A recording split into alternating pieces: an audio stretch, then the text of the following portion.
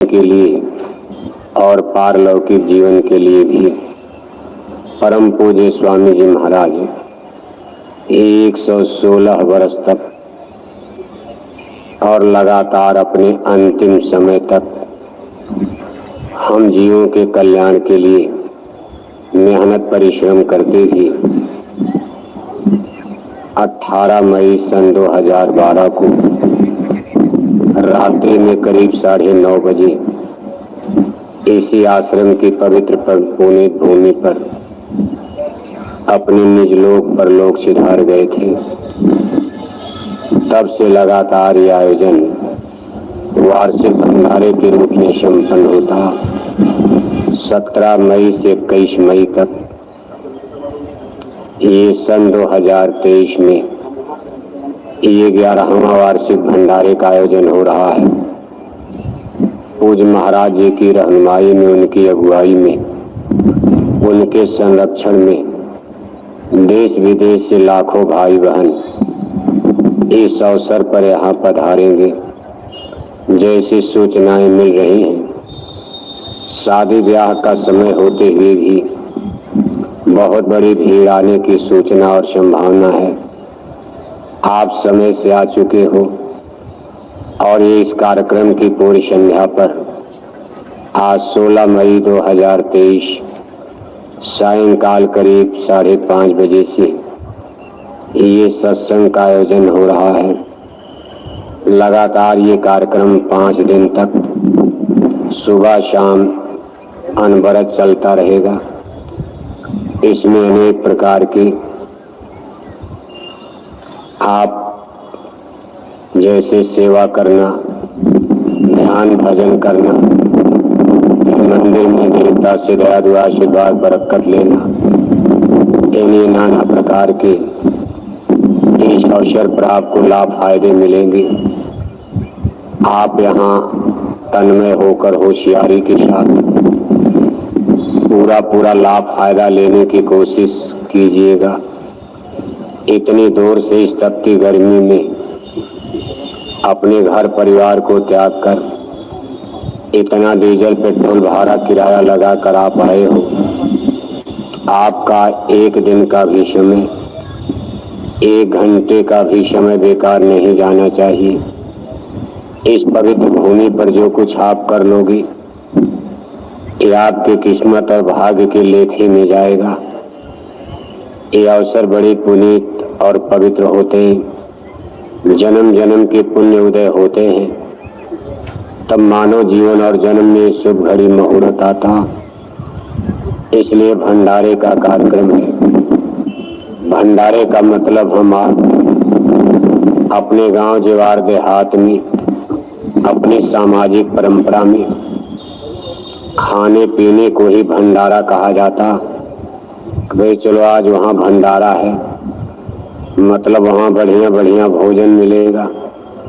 लेकिन वास्तव में भंडारे का मतलब यहाँ अनेक किस्म के जीव, अनेक प्रकार के, अनेक संस्कार के जब महापुरुषों के दरबार में इकट्ठा होते हैं, उनकी साथ संगत में इनकी भर्ती होती है, तो सबके अनेक अनेक प्रकार के कर्म, किसी का पाप ज्यादा, किसी का कम, किसी पर बहुत ज्यादा तो किसी पर बहुत कम।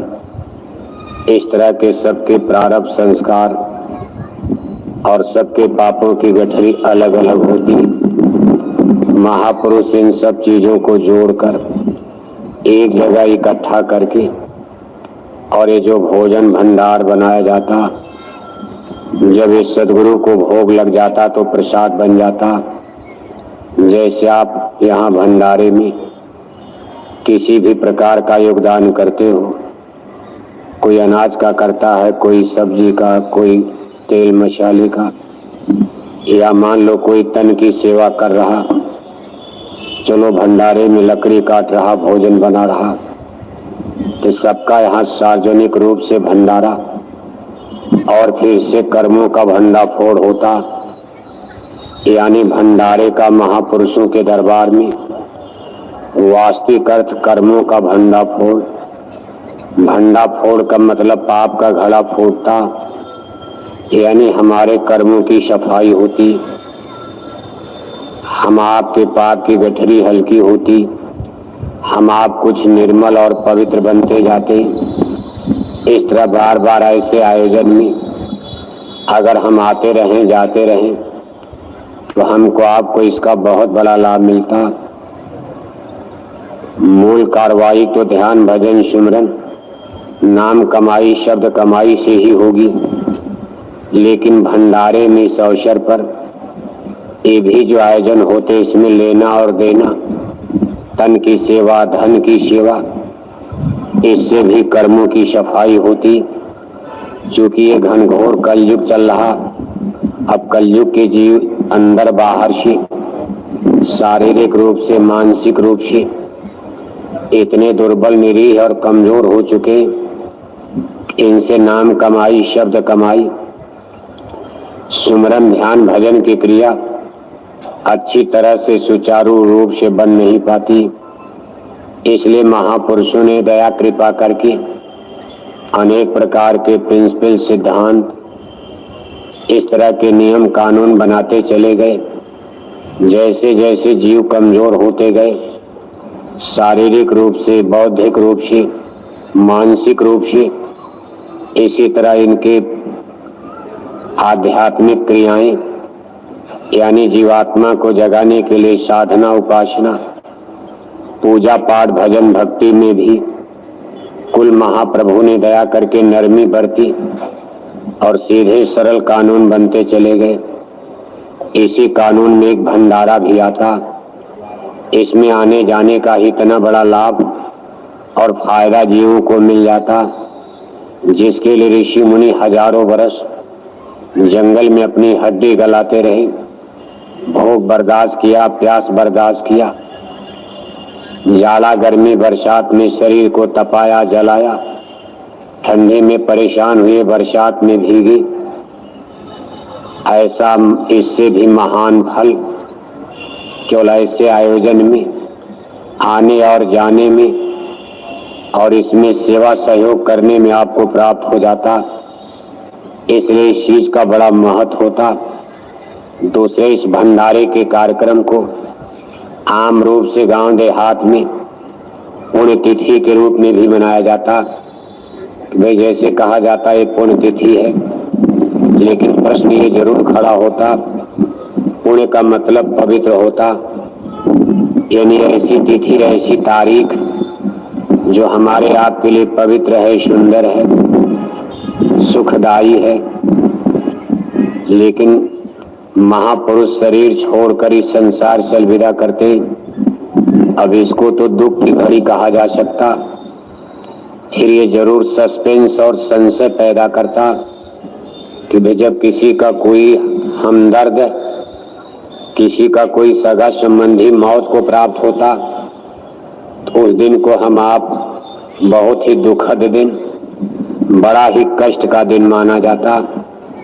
लेकिन फिर भी पुण्य तिथि कहा जाता, यानी पुण्य माने सुंदर यानी पवित्र, यानी ऐसा दिन जो हमारे जीवन में सुख का दिन, यानी हमारे आपके लिए हितकारी। अब ये प्रश्न जरूर संशय पैदा करता कि एक तरफ तो जिस दिन कोई मरता है लोग घर वाले दिन भर रात भर बैठकर रोते, और साल भर बीतने के बाद तब उसको पुण्यतिथि नाम दे दिया जाता।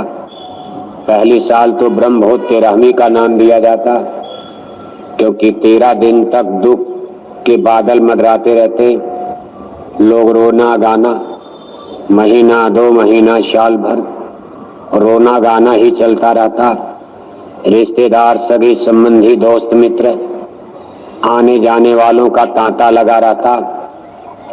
करीब करीब साल भर बीतने के बाद फिर लोगों का आना जाना कम, करीब करीब रिश्तेदार दोस्त मित्र सब मातम पोशी करके निपट जाते और आदमी का दुख भी धीरे धीरे शांत हो जाता।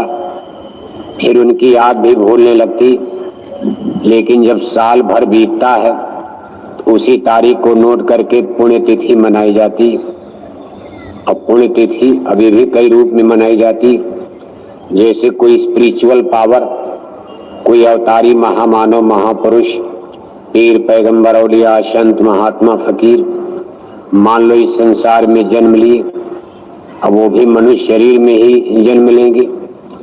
अब हम आप उनको देखेंगे एक मनुष्य यानी इंसान आदमी ही समझेंगे, उसी तरह से उनके प्रति हम व्यवहार करेंगे, मिलेंगे जुलेंगे और तब तक मिलते जुलते रहेंगे उसी रूप में जब तक हम उनके बारे में कुछ जान न जाए, यानी उनकी स्पिरिचुअल पावर को समझ न लिया जाए, पहचान न लिया जाए। और मान लो न पहचान पाए तो हमारे आपके लिए जैसे सब मनुष्य उसी तरह वो भी एक मनुष्य के रूप में इतना हम आप जरूर कहेंगे भाई एक संत है, महात्मा है या कोई आध्यात्मिक पुरुष है, इनके पीछे लाखों लाखों भक्त हैं। भले हम उनका भक्त न बने लेकिन ये मान लिया जाता है भाई एक महापुरुष होंगे और लाखों लोग इनके शिष्य हैं, लोग मानते, लेकिन हम उनके बारे में पूरा जान तो पाए नहीं। और मान लो अगर हमने खोज जान लिया तो हमारा सोच, हमारा चिंतन, हमारा ख्याल उनके प्रति बदल जाता है और हम उनको ईश्वर, परमेश्वर, ब्रह्म, पार ब्रह्म, कुल मालिक, सतपुरुष भगवान कहा, परम पुरुष अनामी स्वामी, धारा नर रूप जगत में, गुरु होय जीव चेताए, जो जो माना वचन समझ के उनको संग लगाए। सत्य पुरुष ने धारा रूपा, संत स्वरूप भय जग भूपा, हुकुम दिया अब कतई ऐसा, भक्त बिना कहो तरना कैसा, कलयुग का ये धर्म संभालो, भक्ति भाव अब हृदय धारो। अब ये उन लोगों की सोच है जो उनके शरणागत हो जाते हैं, जिनको उनसे गुरुदीक्षा गुरुमंत्र नाम की अमोलक दौलत मिल जाती, इससे थोड़ा बहुत उनकी पहचान, उनके बारे में जानने का सिलसिला प्रारंभ हो जाता। वह लोग ऐसे महापुरुषों को कुल मालिक सतपुरुष भगवान की दृष्टि से देखते, लेकिन आम जनता जो उनके शरण में नहीं है, उनके संदेश को, सत्संग को नहीं सुना, उनकी रहमत की धार को नहीं ले पाए या उस कशिश में नहीं खींच पाए, उनकी दृष्टि में वो साधारण मनुष्य से कुछ ज्यादा होकर, जैसे आम आदमी तो भी नहीं मानते कि भाई जिसके पीछे लाखों लोग चल रहे ये कोई आम आदमी तो ऐरे गहरे होंगे नहीं। आदमी कितनों नास्तिक हो, चाहे शरण में हो या ना हो, लेकिन उसकी भी सोच उनके प्रति कुछ जरूर बदल जाती कि भाई कोई महापुरुष हैं, कोई आध्यात्मिक शक्ति वाले महामानव हैं, तब तो लोग इनके पीछे चल रहे। ये अनेक प्रकार के लोगों की सोच होती। अब ये जीवों का अलग अलग स्तर होता सोचने का, जानने का, समझने का।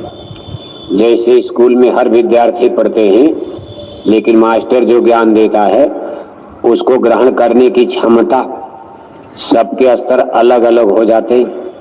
कोई उसी ज्ञान को प्राप्त करके फर्स्ट डिवीजन, कोई सेकंड डिवीजन, कोई थर्ड डिवीजन, और कितने लोग देखो कई साल फेल ही हो जाते, नहीं पढ़ पाते, जबकि मास्टर का ज्ञान सबके लिए बराबर बराबर होता। ऐसे इस जगत में पूर्व जन्म, अपने पूर्व जन्म के कर्म और संस्कार के मुताबिक सभी जीवों की सोचने समझने की, जानने की बौद्धिक ये क्षमता, इसका स्तर अलग अलग होता।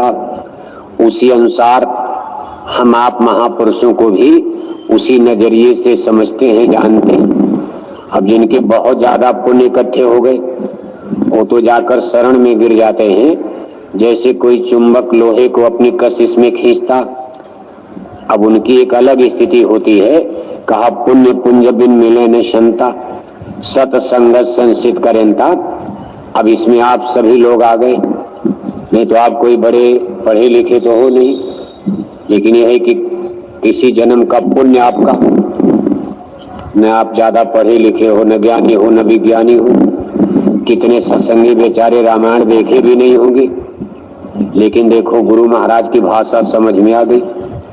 और कितने भारत के बड़े बड़े इंटेलेक्चुअल, बड़े बड़े विद्वान, आचार्य प्राचार्य, जिनको पूरी रामायण याद है, लेकिन गुरु महाराज को नहीं जान पाए, नहीं समझ पाए। ये देखो सामने माहौली गांव है, आज 50 बरस से समय गुजर गया, महोली तक आवाज जाती है। गुरु महाराज के जमाने में गुरु महाराज जब बोलते थे, आज भी आवाज 1 किलोमीटर से ज्यादा इतने लाउड स्पीकर लगे, लेकिन आज तक महोली गांव में कोई भी सत्संग में भर्ती नहीं हो पाया। 2-1 लोग पिछले जमाने में थे, 30-40 साल पहले, लेकिन उन लोगों के भी गुजर जाने के बाद अब कोई नई जनरेशन, नई पीढ़ी में इस सामने देखो गांव, अगल बगल कॉलोनी। गुरु महाराज के जमाने में शुरुआती दौर में तो सब जंगल था, ये सब जंगल, यहाँ कुछ था ही नहीं। अब देखो ये कॉलोनी बस गई, इतनी आबादी, और आवाज उनके घरों तक जाती है, लेकिन वो लोग भी सुनने मानने को तैयार नहीं। और आप कहाँ बताओ, कहाँ अमरावती है, कहाँ कर्नाटक, कहाँ लुधियाना जालंधर, कहाँ आपका पटना, कहाँ आपका सतना। इतनी इतनी दूर से आप इस तपती गर्मी में, इतने टेम्परेचर में अपने बाल बच्चों के साथ इस पवित्र गुरुद्वारे की, इस पवित्र दरगाह की बाउंड्री में, सीमा में आज आकर के आपने अपने सर को झुका दिया कि ये किसी जन्म का पुण्य ही है। आपकी योग्यता क्या है? आपकी सबसे बड़ी योग्यता है कि आपने किसी जन्म में कोई बहुत बड़े पुण्य का काम किया है, और वही पुण्य इस जन्म में भले आप गलती कर रहे हो, लेकिन पिछले जन्म के पुण्य का इतना जोर और प्रभाव है कि जो आपको खींच करके सत्संग में बार बार लाता। नहीं भी चाहते हो तब भी कोई न कोई रीजन, कारण बन जाता है। कहा मैं आया नहीं, खुद बुलाया गया हूँ। कहा मैं तो आना नहीं चाहता और कोई नहीं आना चाहता। आवत ही शरत कठिनाई, राम कृपा भी न्याय न जाई। किसको फुर्सत है इस भौतिक आदि युग में? गृह झंझट नाना जंजाला, जे अति दुर्गम शैल विशाला। करिय कष्ट आवे जो कोई, आवत नींद जुड़ाई हुई। छोरत ग्रंथि जानि खगराया, विघन अनेक करे तब माया।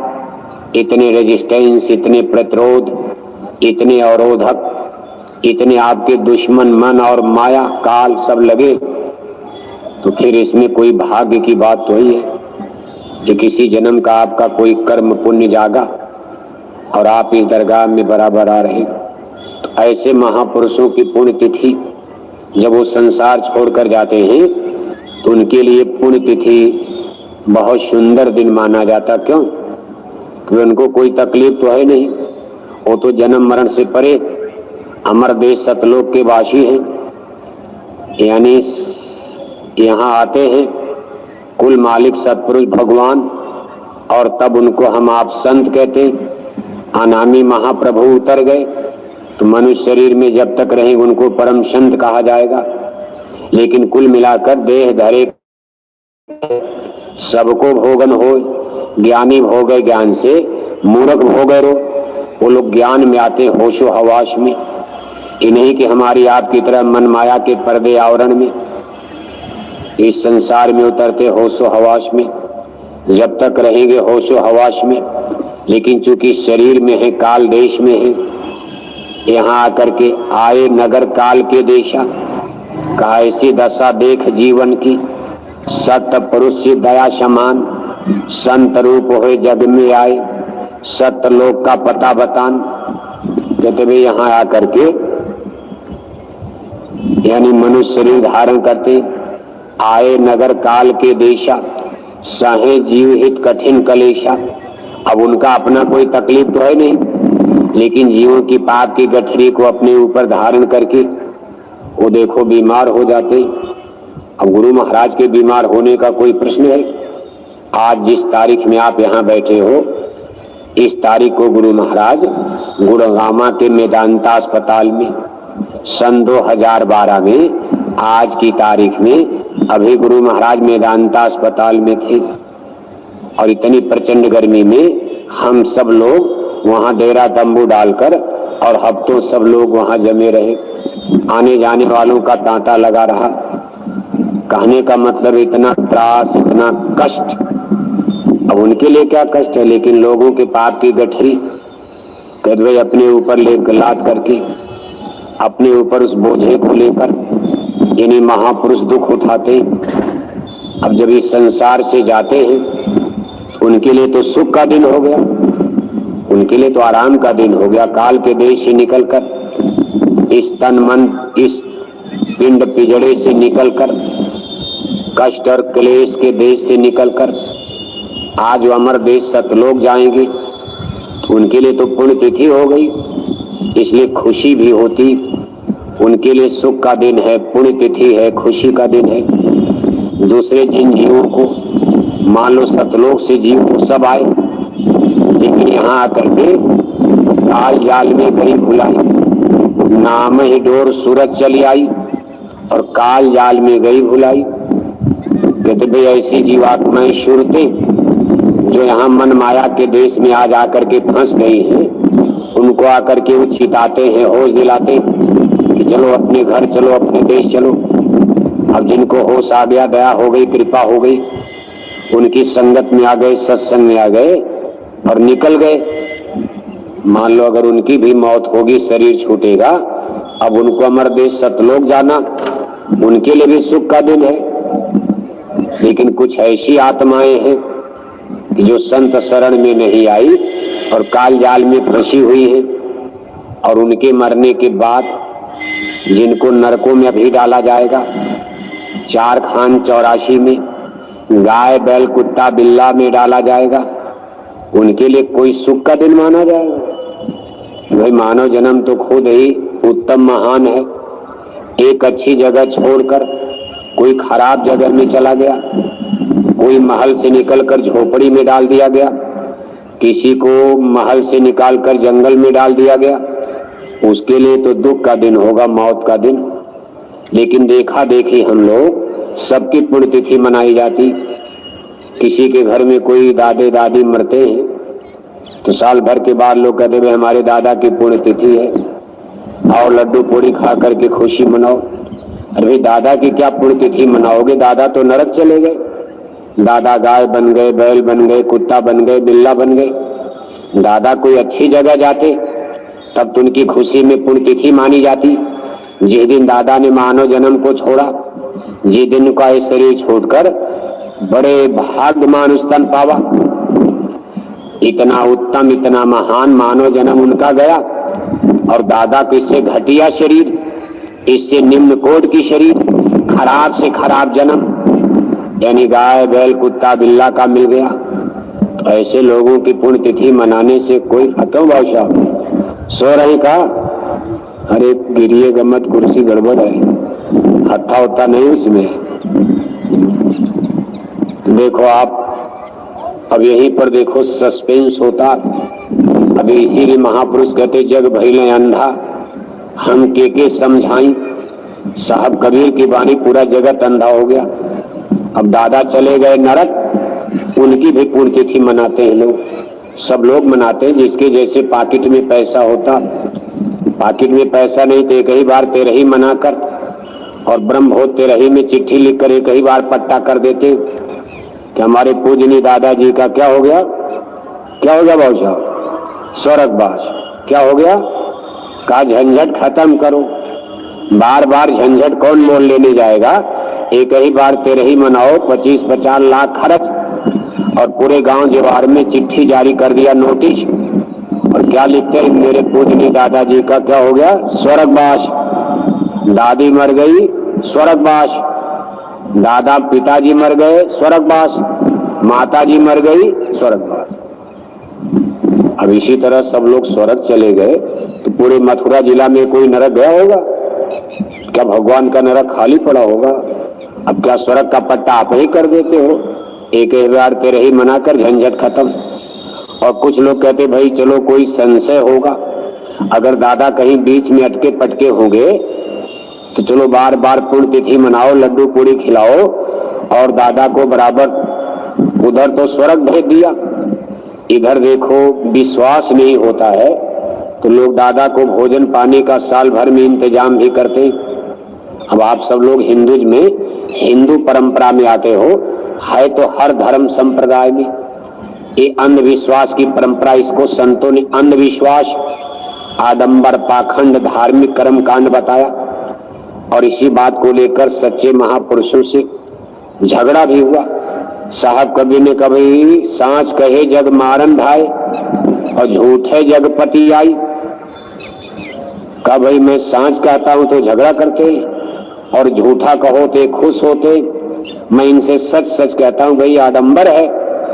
आप कैसे मानते हो कि दादा स्वर्ग चले गए और अभी भी आपको स्वर्ग जाने में शंका? तो अपने हिंदू धर्म में आप देखते हो हिंदू लोग हर साल क्वार के पवित्र महीने में, पितृपक्ष के पवित्र महीने में, क्वार में अपने मरे हुए पुरखे पूर्वजों के लिए देखो जल तर्पण करते। सुबह सुबह नहाते हैं नदी में, तालाब में, और ऐसे अंजलि में पानी लेकर उलीचते हैं और कहते भाई ये पानी का इंतजाम किसके लिए की सप्लाई हो रही है? दादा के लिए सप्लाई। कहा दादा कहाँ गए? कहा पितर लोग। अब पितर लोग तो स्वर्ग वैकुंठ। क्या स्वर्ग वैकुंठ में नदियां नहरें नहीं है? क्या वहां कोई पानी की कमी है? जब आपने कहीं झटके में और चिट्ठी लिखकर दादा का स्वर्गवास कर दिया, क्या स्वर्ग में दादा के लिए पानी की कमी? मृत्यु लोक का पानी जाएगा स्वर्ग में। एक दृष्टांत आता है, एक बार गंगा नदी के किनारे, यही क्वार का पितृपक्ष का महीना, सुबह सुबह का समय था। काशी के बड़े बड़े पंडित पुरोहित विद्वान और गंगा नदी में नहा करके और पानी में खड़े होकर ऐसे पानी उलीच रहे थे। साहब कबीर तो देखो संत सदगुरु, पूरे सदगुरु उधर से गुजर रहे थे। उन्होंने जब देखा तो मजाकिया लहजे में कमेंट किया और उन विद्वानों से कहा, रे महाराज आप लोग काशी बनारस के इतने बड़े बड़े प्रकांड पंडित विद्वान होकर सुबह सुबह इस पानी में खड़े होकर कौन पूजा पानी में कर रहे हो? तो विद्वानों ने कहा महाराज ये पूजा नहीं है, जरा ठहर जाइए, अभी हम बाहर आते हैं, लंगोटी धोती बदलते, तब इस पूजा के बारे में आपको बताएंगे। अब वो लोग बाहर आए, धोती लंगोटी बदले, तब साहब कबीर को बड़े इत्मीनान से समझाने लगे। अरे कहा महाराज ये पूजा नहीं है, ये क्वार का पितृपक्ष का पवित्र महीना चल रहा। हम लोग हिंदू धर्म को सपोर्ट करते, फॉलो करते। हमारे हिंदू धर्म के मुताबिक इस क्वार के महीने में, इस पवित्र महीने में अपने पितरों को पानी अर्पण किया जाता है। साहब कबीर ने कहा आपके पितर पुरखे हैं कहाँ? तो विद्वानों ने कहा महाराज वो तो बहुत पहले मरकर पितर लोग चले गए और पितर लोग को स्वर्ग वैकुंठ में पड़ता। साहब कबीर चुप हो गए, जल्दी जल्दी अपना कपड़ा उतारे, वो भी पानी में कूद गए और जल्दी जल्दी नहा धोकर डुबकी लगाए और वही अंजलि से पानी लगे उंगली चली। तो विद्वानों ने कहा महाराज अभी तो हमारी पूजा के बारे में आप पूछ रहे थे, अब आप ये कौन पूजा कर रहे, आप ही बताइए। तो साहब कबीर ने कहा भाई मैं पूजा नहीं कर रहा हूँ। कहा तब क्या कर रहे? कहा यहाँ से कुछ देर की मेरी दूरी पर मेरा घर पड़ता, मैंने अपने घर के पीछे कुछ सब्जी की खेती लगा रखी, पानी बिना मेरी सब्जी सूख रही है, मैं गंगा मैया का पानी अपनी अंजलि के द्वारा अपने सब्जी के खेत में भेज रहा। तो विद्वान लोग बड़े जोर से हंसे। अरे कहा महाराज आप पागल हो गए हो, 1 मील की दूरी पर गंगा मैया का पानी आपकी अंजलि के द्वारा आपके सब्जी के खेत में पहुंच जाएगा? तो साहब कबीर ने कहा मुझसे ज्यादा पागल तो आप हो गए हो। अगर मेरी अंजलि का पानी 1 मील दूर मेरे खेत में नहीं पहुंच सकता, आपकी अंजलि का पानी करोड़ों करोड़ों योजन की ऊंचाई पर स्वर्ग वैकुंठ पितर लोक है। ये अंजलि का पानी गंगा मैया का स्वर्ग वैकुंठ पितर लोक में कैसे पहुंच जाता होगा? आपके हाथों में कोई जादू है?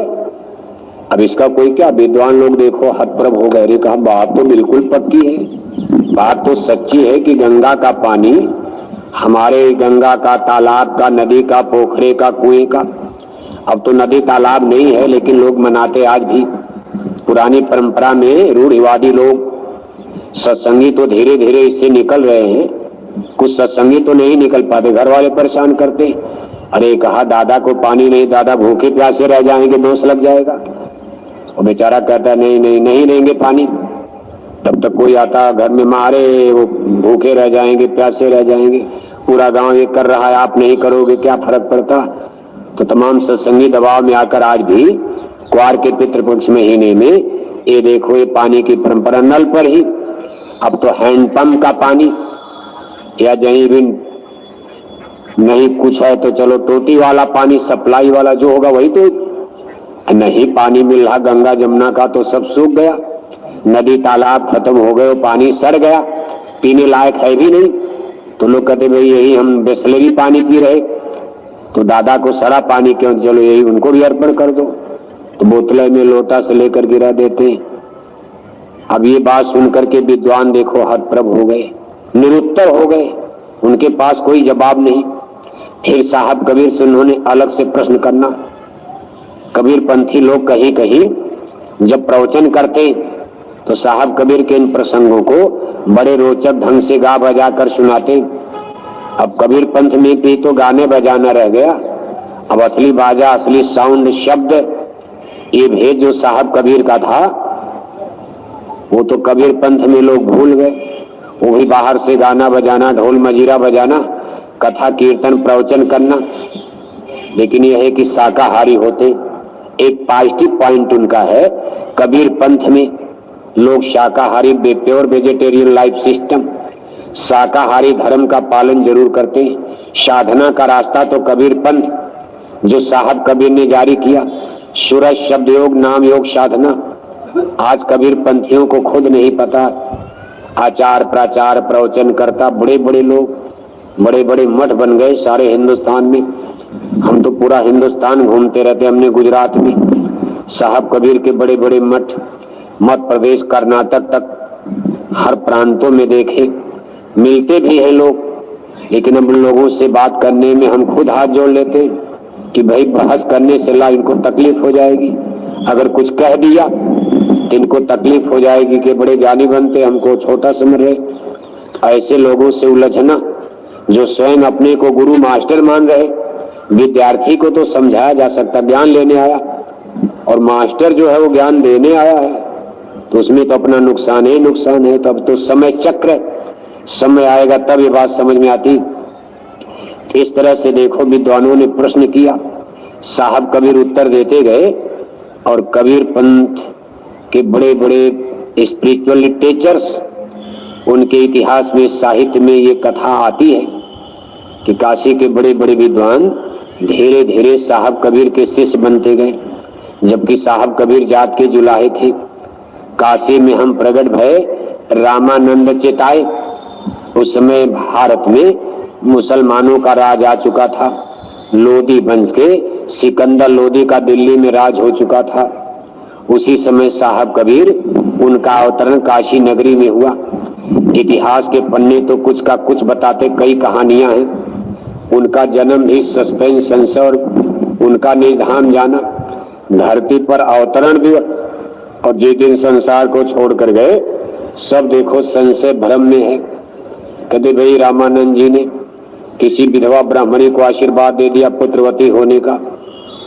अब बच्चा पैदा हो गया तो लोक लाज में ले जाकर लहर तारा तालाब के किनारे डाल दिया।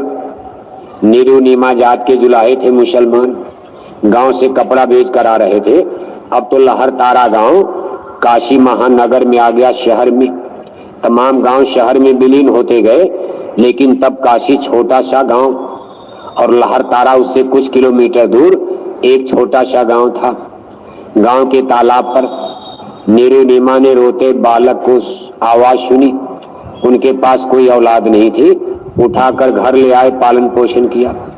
एक और किंवदंती आती है कि नीरू नीमा जब गांव से कपड़ा बेच कर आ रहे थे तो लहर तारा तालाब में एक बड़े चौड़े कमल के पत्ते पर, उसमें कमल के फूल थे, कमल के लंबे चौड़े, कमल का पत्ता बहुत बड़ा होता, कमल के पत्ते पर उन्होंने एक बालक को रोते पाया और उसको उठाकर घर ले आए। ये नाना प्रकार के, यानी भय प्रगट कृपाला, दीन दयाला, कौशल्या हितकारी महापुरुषों का अवतरण और उनका संसार से जाना, ये सस्पेंस हमारे आपके लिए रहस्य बन जाता। अपने गुरु महाराज का भी कैसे खेतौरा की पावन धरती पर उनका अवतरण कैसे हुआ, ये बड़े ही आश्चर्य में डालता। और किस परिस्थिति में वो संसार को छोड़कर गए, ये भी देखो लोगों को सस्पेंस, संशय भ्रम में डाल देता।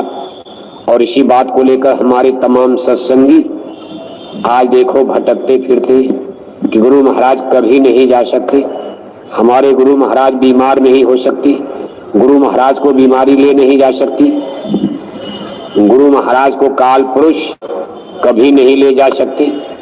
लेकिन भाई जन्म मरण के देश में कबीर गए, नानक गए, दादू गए, दरिया गए, राधा स्वामी जी महाराज गए, राम गए, कृष्ण गए, आखिर जाना तो हाड़ मास का शरीर एक दिन। वो भी गुरु महाराज 116 बरस, और आश्चर्य की बात यह है कि 116 बरस तक गुरु महाराज सत्संग करते रहे। ये नहीं कि 2-4 बरस चारपाई पर पड़े रह गए, उठ नहीं पाए, बैठ नहीं पाए। अंतिम समय तक मार्च महीने में होली का सत्संग गुरु महाराज ने किया। और देखो अप्रैल और मई में ही गुरु महाराज गुड़गांव गए, फिर मेदांता अस्पताल, और फिर आकर के अपनी कुटिया में आश्रम में रात्रि के 9:30 बजे 18 मई को अपने निज धाम पधार गए। कहने का मतलब यह है कि महापुरुषों का आना और जाना ये अपने आप में एक अनोखा विषय होता है। कहो कैसे है आया, महापुरुष कहते इस पर बुद्धि मत लगाया करो। कहो कैसे है आया, वो कैसे पला है, हमें क्या पता है, तुम्हें क्या पता है, जगत का मसीहा बताते चला है, कहूं सो करो बस इसी में भला है। हम जो हुक्म देते, हमारा जो ऑर्डर होता, हमारा जो फरमान जारी, बस सदगुरु कहे करो तुम सोई, मन के कहे करो मत कोई। अब देखो लेकिन मन ही हावी हो जाता, बुद्धि और मन। लोग सोचते नहीं ऐसे नहीं ऐसे होगा, ऐसे नहीं ऐसे होगा, और तमाम एक नहीं लाखों लाख सत्संगी आज देखो मथुरा गुरुद्वारे से अलग होकर अब कोई कुछ कहता, कोई कुछ कहता। खैर धीरे धीरे सुधार तो बहुत तेजी से हो रहा है, और लोग धीरे धीरे लौट भी रहे, और अपनी गलतियों को लोग महसूस भी कर रहे हैं कि हम गुरु महाराज के वचन वाणी को, भाई गुरु महाराज ने 60 बरस सत्संग सुनाया। कौन ऐसा है संगत में जो 60 बरस का पूरा सत्संग सुना होगा, बताओ आप। कोई 10 साल सुना, कोई 20 साल सुना, कोई 30 साल सुना, बहुत कोई सुना तो 40 साल, चलो 45 साल। लेकिन फिर भी कितने सत्संग लोगों के छूट गए होंगे। अब गुरु महाराज ने कब क्या कहा, हर सत्संग में कहीं कुछ कहीं कुछ। अब हर चीज को आप पकड़ोगे नहीं बस एक बात लेकर, बस आप उड़ जाते। गुरु महाराज ने कहा हम 400 साल 400 साल, बस इसी को लेकर के देखो सस्पेंस। गुरु महाराज ने कहा था 400 साल रहेंगे, 400 साल रहेंगे, और फिर ये करेंगे, ऐसे होगा। लेकिन उसके आगे पीछे गुरु महाराज ने क्या कहा है, 60 बरस का सत्संग उनका आपको सुनना समझना चाहिए। खोजो इसको, नहीं समझ में आता मथुरा आओ आप, यहाँ सत्संग सुनो। धीरे धीरे सस्पेंशन से कहा बिन सत्संग विवेक न होई, राम कृपा बिन सुलभ न सोई, हो तब विवेक मोह भ्रम भागा, और तब गुरुदेव चरण अनुरागा, तब रघुनाथ चरण अनुरागा। मोह संशय भ्रम ये सब चीज सत्संग से दूर होती है, केवल अपनी बुद्धि भी लगाने से। ये कोई गणित हिंदी अंग्रेजी तो है नहीं, इंटेलेक्चुअल कोई ऐसा बौद्धिक ज्ञान नहीं है कि अंग्रेजी फिजिक्स केमिस्ट्री है कि बुद्धि लगाकर पढ़ लोगे। इसको पढ़ने के लिए सत्संग रूपी स्कूल में, स्पिरिचुअल यूनिवर्सिटी, संतों के आध्यात्मिक विद्यालय में आपको चलना पड़ेगा। और ये सत्संग का स्कूल मथुरा में गुरु महाराज ने जारी किया। अब लोग तो हर चीज को सत्संग कह देते, लोग कहते भाई भारत में बहुत सत्संग, उनका भी, लेकिन अब उस पर कोई कमेंट करना ठीक भी नहीं है। लेकिन सत्संग गुरु महाराज ने धरती पर आधुनिक समय में, कभी राधा स्वामी जी महाराज ने आगरे शहर की पन्नी गली में जारी किया, और उस सैकड़ों वर्ष तक भारत में चला। आज गुरु महाराज ने जारी किया है, 60 बरस गुरु महाराज ने चलाया, और आज पूज्य महाराज जी चला रहे हैं। सत्संग मथुरा दरबार से चल रहा। बाकी और आप लोग समझेंगे, जमाना समझेगा, धर्म कर्म अध्यात्मवाद सनातन क्या होता है। नारा तो बहुत लोग लगा रहे, ये चीज धीरे धीरे आपको समझाई जाएगी। लेकिन कुल मिलाकर ये देखो संसार और जगत किस तरह से भूल भुलैया अंधविश्वास में पड़ जाता। अब ये सब सत्संग की ही कमी है कि जो जीव नरक चले गए उनकी भी लिए पुण्य तिथि मनाते, लाखों रुपए पुण्य तिथि पर खर्च कर देते, लाभ मिलना जुलना कुछ नहीं। दादा तो नरक भोग रहे, दादा गाय में, बैल में, कुत्ता में, बिल्ला में चले गए। लाखों रुपए का भंडारा किसके लिए खर्च कर रहे हो? कोई पुण्य आत्मा हो तब तो चलो ठीक, और जो पुण्य आत्मा सतलोक चली गई उसके लिए आपको भंडारा करने की जरूरत है क्या? उसके लिए आपको क्या चिंता है? का निप दशरथ में सोचन जोगु, जे गुरुपद अम्बुद अनुरागी, लोकों वेदों ते बड़ भागी। जो गुरु के चरणों में अपने को न्यौछावर कर दिया, उस जीवात्मा के लिए अब आपको कुछ सोचा, अपने लिए सोचो आप। वो तो गए, वो पार हो गए गुरु महाराज के जीव, अब जो नरकों में है चौरा, उनके लिए भी नहीं कुछ कर सकते हो आप। लेकिन लोग लाखों रुपए खर्च करके, नहीं चलो कर दिया जाए, पुण्य तिथि है, ये है, वो है। एक बड़ा सुंदर दृष्टांत आता है, कुछ और खोलकर आप समझ जाओगे। गुरु नानक जी महाराज का जमाना था, उनका कार्यकाल टाइम पीरियड मुगल सम्राट बाबर का टाइम पीरियड माना जाता। जब दिल्ली में मुगल सम्राट बाबर का राज हुआ है, उसी समय पंजाब की धरती पर, पश्चिमी पंजाब, लेकिन बंटवारा में 1947 में पंजाब के दो टुकड़े कर दिए गए, एक वेस्टर्न पंजाब, एक ईस्टर्न पंजाब। यानी पूर्वी पंजाब माने भारत और पश्चिमी पंजाब माने पाकिस्तान। ये दो भाग में अलग अलग हो गया। गुरु नानक जी महाराज का जहां जन्म हुआ था, ननकाना गांव, ये बंटवारे में पाकिस्तान में चला गया। लेकिन जब उन्होंने जन्म लिया था तब ये सब भारत था, हिंदुस्तान। गुरु नानक जी महाराज का जमाना, उनका सत्संग जारी हुआ, चारों तरफ उनकी शोहरत। अब आज की तरह से इंटरनेट, कंप्यूटर, मोबाइल तो था नहीं, लेकिन फिर भी धीरे धीरे उनकी शोहरत जबानी जमानी इधर उधर फैलने लगी। लाहौर शहर जो इसमें पाकिस्तान में चला गया, वहाँ एक बहुत बड़े धनी मानी सेठ रहते थे। उन्होंने गुरु महाराज की बड़ी तारीफ सुना था, लेकिन देखा नहीं था। एक बार गुरु नानक जी महाराज अपना काफिला लेकर अपनी साध मंडली के साथ गांव गांव सत्संग करते हुए और लाहौर शहर के करीब एक गांव में डेरा डाल गए। जब सेठ जी ने सुना, रे भाई जिसकी मैं तारीफ सुना महिमा, वो गुरु जी तो हमारे गांव के लाहौर शहर के करीब आ गए। तुरंत वहां गांव में गए, चरणों में प्रणाम किया और बड़े प्यार के साथ कहते, महाराज कल संध्या काल का भोजन भंडारा आपकी पूरी साथ संगत के लिए हमारी कोठी हवेली पर लाहौर शहर में होगा, हम आपको न्योता निमंत्रण देने आए। गुरु नानक जी महाराज आंख बंद करते, थोड़ी देर के बाद आंख खोलते हैं और कहते, चलो एवं वस्तु हमने स्वीकार किया, आप तैयारी करो। अब देखो, न गुरु महाराज ने देखा और न सेठ जी ने, न शिष्य ने गुरु को देखा, लेकिन ये पुण्य होता है और गुरु जी ने स्वीकार कर लिया, चलो कल हम आपके दरवाजे आएंगे और आपकी कोठी हवेली पर कल सत्संग होगा। अगले दिन गांव गांव सत्संग सुनाते हुए जब गुरु साहिब शेर जी की हवेली कोठी पर लाहौर शहर में पहुंचते हैं तो वहां का अजब का दृश्य था। उसको देखकर गुरु नानक जी महाराज बड़े आश्चर्य के साथ सेठ जी से पूछते हैं, सेठ जी ये बताओ, आज तुम्हारे घर पर किसी संत महात्मा का सत्संग है या कोई शादी ब्याह का प्रयोजन है? कहा, महाराज मतलब? अरे कहा, मतलब ये कि संत महात्माओं के सत्संग में इतने किस्म के व्यंजन चमक दमक तो होती नहीं, साज सज्जाए तो सादा सादा, रूखा सूखा खाई के ठंडा पानी पी।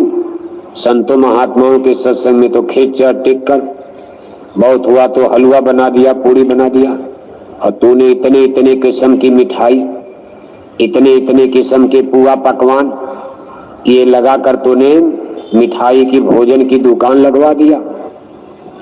ये देखकर हमको आश्चर्य हो रहा। तब शेर जी ने कहा, गुरु जी आपकी बात सच्ची और पक्की है, आज मैंने एक तीर में दो निशाना मारा। कहा, मतलब? का पहला निशाना तो मेरा ये है कि आप जैसे महात्मा का आज मेरे घर पर सत्संग होगा, और दूसरा मेरा निशाना है आज मेरे पिता की पुण्यतिथि है। गुरु नानक जी ने महाराज ने कहा, तुम्हारे पिता हैं कहाँ? कहा, महाराज वो तो कई साल पहले मर गए। और मर करके पितरलोक स्वर्गवास हो गया। गुरु नानक जी महाराज ने आंख बंद किया। थोड़ी देर के बाद आंख खोलते हैं और कहते हैं कि सेठ, तू भी अंधा बहरा बुद्धू रह गया। हम तो देख आए, तेरे दादा स्वर्ग में कहीं है ही नहीं। सेठ जी ने कहा, महाराज इतनी जल्दी आप स्वर्ग चले गए? मेरे सामने आप बैठे हैं, बस आंख बंद किया, 1 मिनट भी नहीं लगा और तब तक आप स्वर्ग। तो गुरु नानक ने कहा, सेठ, ये संतों का साइंस ऑफ सोल, ये संतों की आध्यात्मिक चेतन पराविद्या अध्यात्म बात है। ये बुद्धि और बहस का विषय नहीं है। अगर तुमको मेरे ऊपर विश्वास है तो हमारी बात पर विश्वास करो, तुम्हारे दादा स्वर्ग में नहीं है। सेठ ने कहा, महाराज विश्वास तो आपका ही है, तब तो मैं आपके पास गया। लेकिन गुरु महाराज, अगर मेरे पिता स्वर्ग में नहीं आपने देख लिया तो आप इतना तो बस जानते होंगे कि मेरे पिता हैं कहाँ, मरने के बाद कहाँ गए आखिर। तो गुरु नानक जी ने फिर आंख बंद किया। थोड़ी देर के बाद खोलते हैं और कहते हैं, सेठ देख, ये सामने लाहौर शहर का जंगल है। थोड़ी दूर पर 1 मील की दूरी पर लाहौर का जंगल शुरू हो जाता, हिमालय के किनारे किनारे जंगल, पहाड़ एरिया। ये देख, सामने जंगल के बाहर एक पीपल का पेड़ है मोटा, उसके पीछे एक झाड़ है। इस समय दिन डूब रहा है। तेरे दादा इसी लाहौर के जंगल में शेर बन गए, उनको शेर का जन्म मिल गया और इस समय जंगल से निकलकर पीपल के पीछे एक झाड़ में छिपकर बैठे हैं और कई दिन के भूखे हैं। उनको कोई शिकार नहीं मिला, मेहनत तो बहुत किया, कोई लोमड़ी नहीं मिला, कोई बकरी मुर्गी गाय बैल कुछ नहीं मिला। 2 दिन से भूखे वहीं पड़े हुए। अगर तुम चाहते हो कि मेरे पिता को ये भोजन मिल जाए, इसको ले जाकर यहीं खिला दे। शेर जी ने कहा, महाराज आप हमको जानबूझकर मौत के मुंह में भेज रहे हैं। एक तो मांसाहारी जानवर शेर खूंखार, दूसरे 2 दिन का भूखा है, वो तो हमको देखकर हमारे भोजन का इंतजार, हम ही को मार के खा जाएगा।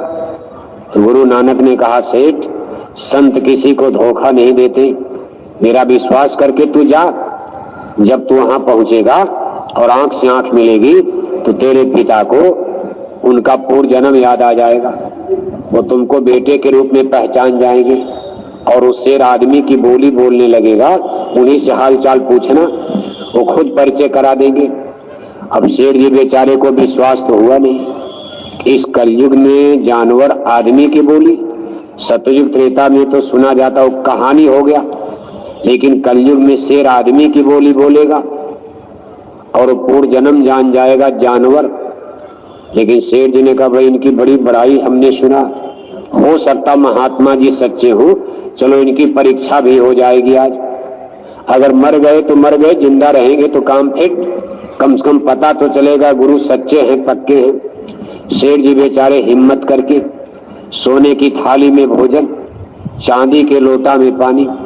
अब देखो, इसी थाली लोटा में शेर जी अपने जीवन में भोजन करते थे। वो लाहौर शहर के सबसे बड़े सेठ थे।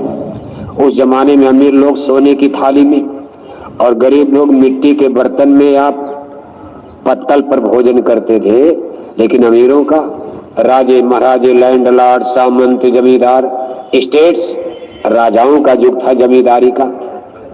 अब उसको देखो सुरक्षित अलमारी में रखा गया था। पिताजी की याद में कुछ सामान घर में रख लिया जाता। अब उनका थाली लोटा स्तर बिस्तर सब सजा कर रखा था।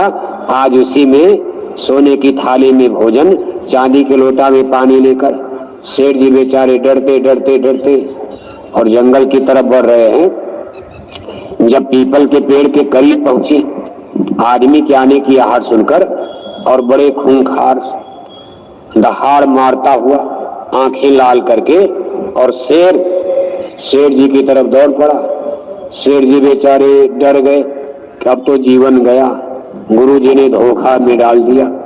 अब तुरंत जमीन पर बैठ जाते हैं, लेकिन जब आंख से आंख मिलती तो जैसे कोई पालतू कुत्ता अपने मालिक की गोद में अपना सर रख करके और पूंछ हिलाने लगता है और करुणा की दृष्टि से देखता, ऐसे वो शेर जी की गोद में अपना सर रखकर ऐसे पूंछ हिलाकर उनकी तरफ देखने लगा और देखो आदमी की बोली बोल दिया।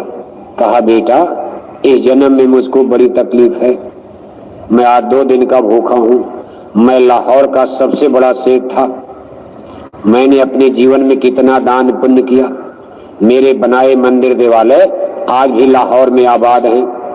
मैं साल में 2 बार पंजाब से पैदल चल करके हर की पौड़ी हरिद्वार गंगा मैया में स्नान करने जाता था। तब सब लोग पैदल जाते थे, कोई कार मोटर हवाई जहाज का जमाना था नहीं।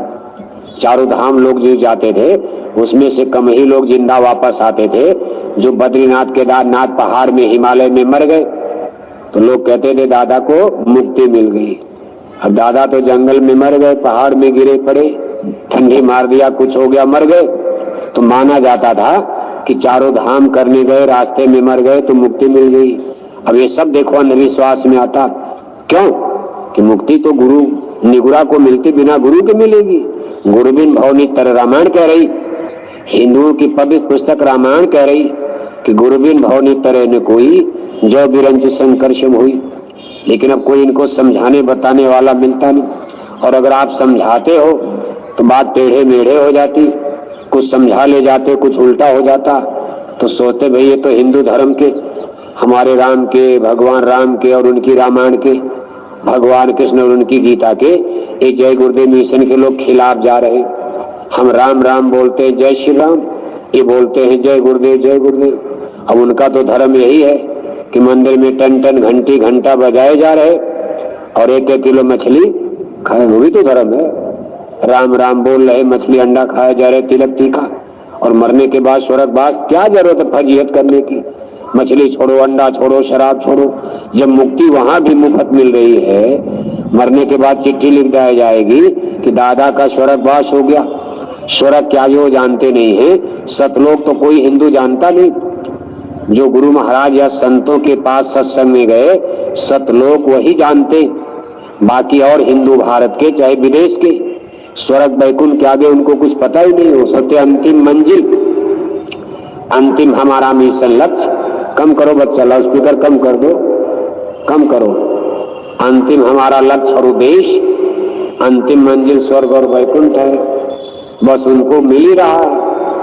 मछली खाओ, अंडा खाओ, दारू पियो, शराब पियो, और सब करके थोड़ा मोड़ा तिलक टीका लगाए जा रहे, मंदिर में घंटी घंटा बजाए जा रहे, और स्वर्ग वैकुंठ मरने के बाद नाती पोता पट्टा कर ही देंगे।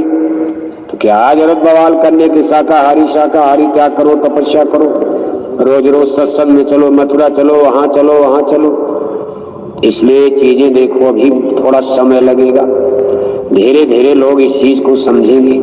जैसे जैसे गुरु महाराज की दया कृपा और कुदरत का आसन डोलेगा, कुदरत अपना खेल करेगी। सजा में, जजा में, कष्ट क्लेश में जगत फंसता जाएगा, तभी गुरु महाराज के वचन वाणी लोगों को याद। बाकी सुख में कौन याद करता?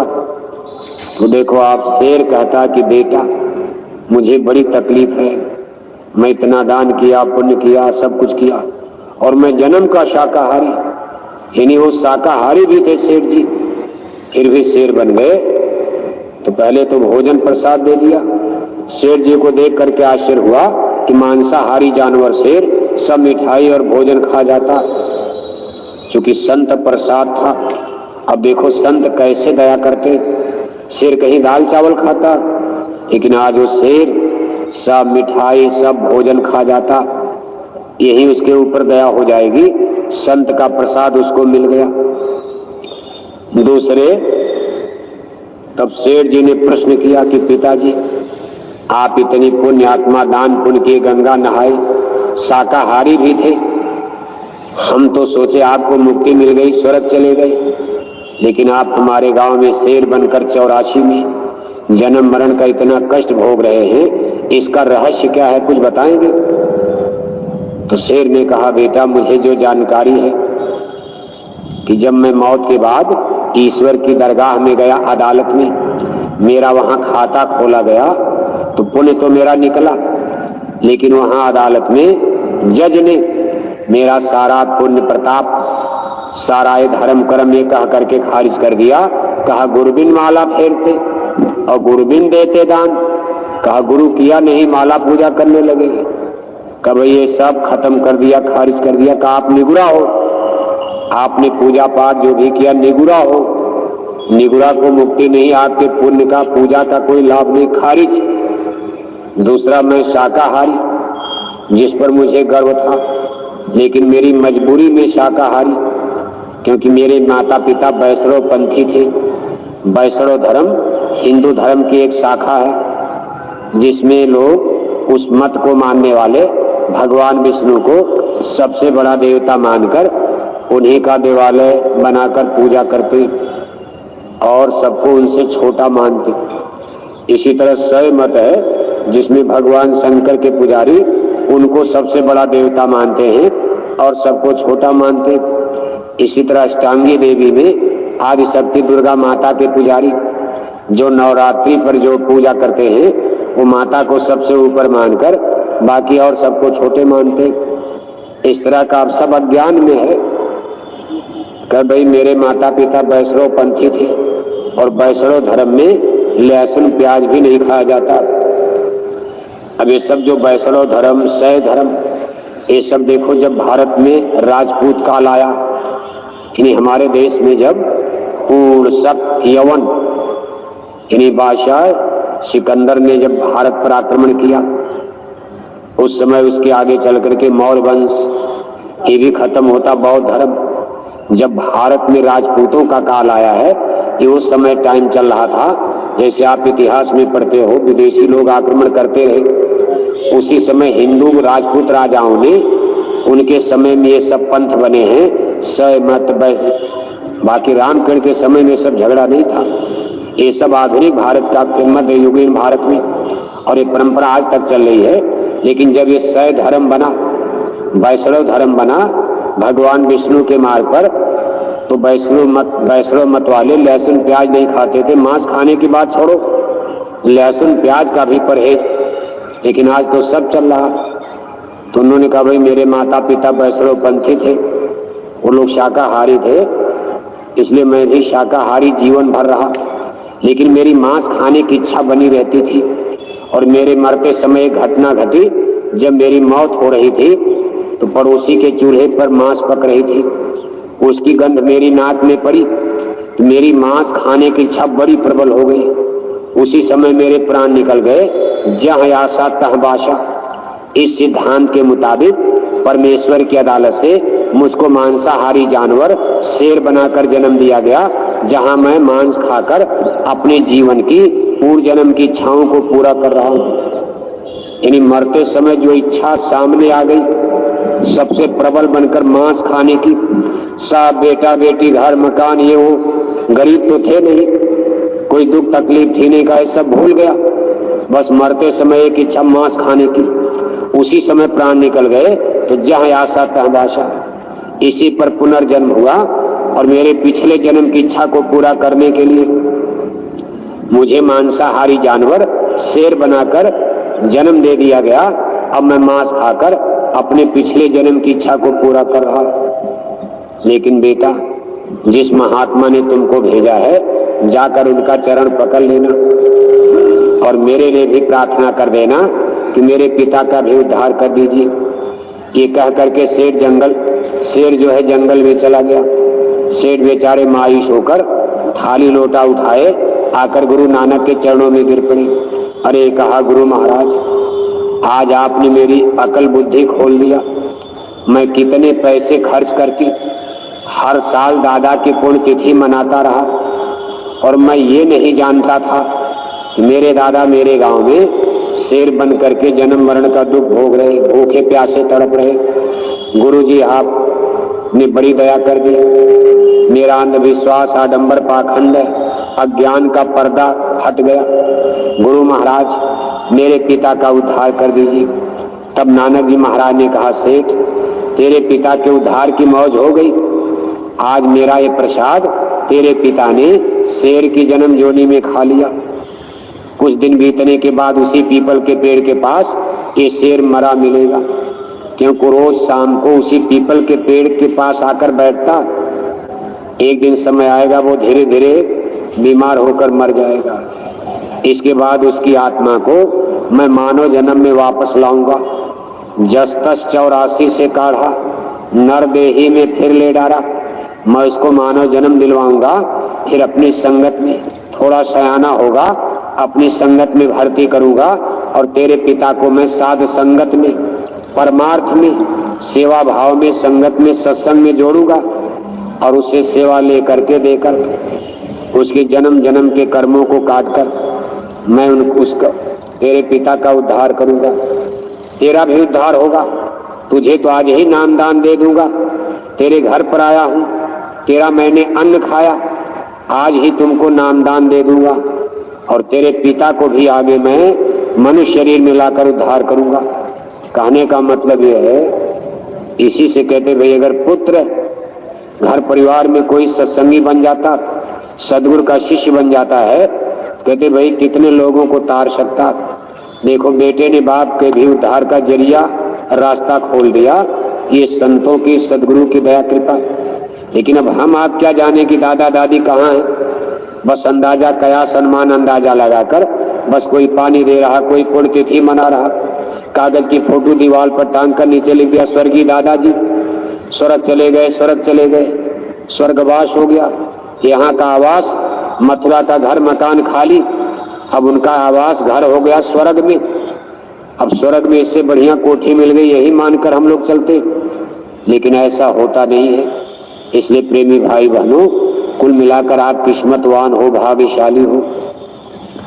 सोई सुंदर सोई सुभग शरीरा, जो तन पाए भजी रघुवीरा।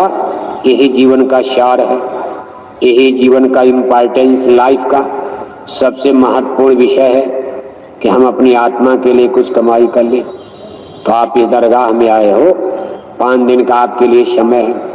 मान लो शादी ब्याह लगन पत्री तेज है, कुछ लोग 2 दिन के लिए आएंगे, कुछ 4 दिन के लिए आएंगे और कितने लोग तो संकल्प लेते चाहे कुछ हो जाए। ये गुरु महाराज का भंडारा है, हम इसको नहीं छोड़ेंगे। कितने सत्संगियों का ये भी विचार रहता कि हमारे गुरु महाराज का भंडारा, चलो होली छूट जाए, ये छूट जाए, वो छूट जाए।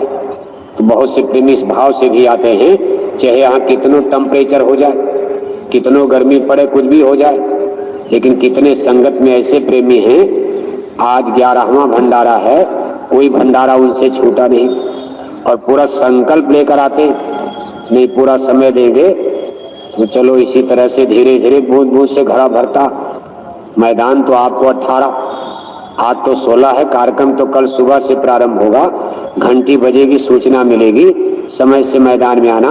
फिर कल शाम को सत्संग और फिर परसों 18 को धीरे धीरे मैदान भरेगा, क्योंकि पूजन का कार्यक्रम 19 को है। यानी असली पुण्य तिथि, असली मुख्य तिथि पूजा पाठ, जहां आपको प्रसाद मिलेगा मंदिर के देवता का, ये तारीख 19 मई है। उसी दिन पूज महाराज जी का दर्शन, सत्संग, नए लोगों को नामदान, गुरुदीक्षा, गुरुमंत्र, भगवान के भजन का भेद रास्ता, ये विधि विधान से आपको सुनने, समझने, जानने का मौका मिलेगा। अभी तो भीड़ देखो, परसों शाम तक चले हैं लोग, चल रहे हैं, आएंगे। भले शादी ब्याह, लेकिन पूजन के दिन भाई चलो एक ही दिन के लिए सही पूजा कर लिया। तो इतना बढ़िया यातायात, अच्छे अच्छे एक्सप्रेस हाईवे रोड बन गए, तमाम उस पर लग्जरी बसें चलती, ट्रेनें भी चलती, सबके पास, तमाम सत्संगियों के पास देखो कार मोटर हो गई। अब इसका भी लाभ न ले पाओ, सुबह नहा खाकर चलो, शाम तक मथुरा, अपनी गाड़ी से ही आ सकते हो और सुबह पूजा किया और शाम तक फिर घर पहुंच गए। तो जब इतना गुरु महाराज ने दया कर दिया, आपके पास कार हो गई, मोटर हो गई, सब हो गया, सड़कें सब बढ़िया बन गई, सब कुछ, इसका आपको परमार्थ में लाभ लेना चाहिए। अच्छे काम में अपने पैसे का उपयोग करना चाहिए। बाकी खाते पीते सोते और तो दुनिया में जितना कमाओगे कोई लेकर जाए, सब खत्म हो जाएगा। कोई न कोई तो खत्म कर देगा, आप नहीं खत्म करोगे, आपके आने वाले के बाद खत्म कर देंगे। राजा रानी सबका किला